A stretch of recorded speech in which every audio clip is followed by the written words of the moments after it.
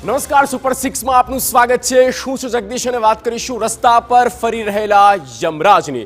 જી હા, રસ્તાનો રાજા રસ્તા પર એ રીતે ગાડી ચલાવે છે જાણે કે તેમના પિતાની જાગીર હોય। તમારા જીવ સાથે તેમને કોઈ જ લેવા દેવા નથી।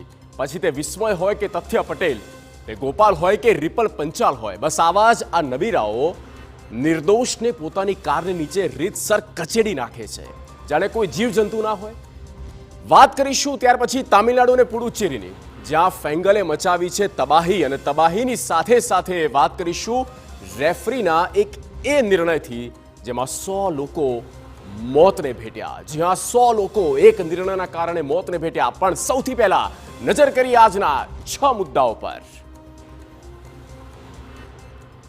પહેલા મુદ્દાની વાત કરીશું। અમદાવાદમાં ફરી એક વખત મોતનું તાંડવ સર્જાયું છે તેની વાત કરીએ।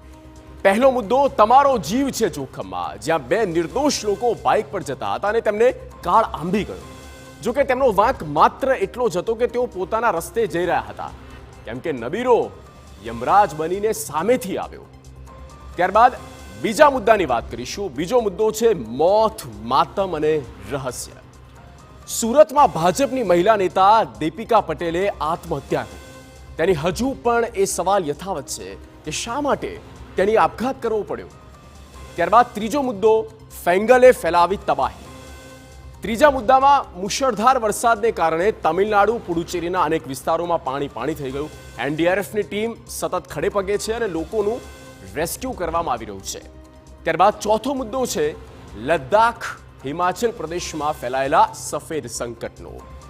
સહેલાણીઓ માટે હિમવર્ષા આનંદ લઈને આવી, પરંતુ સ્થાનિક લોકોની મુશ્કેલી તેનાથી ઓર વધી ગઈ છે।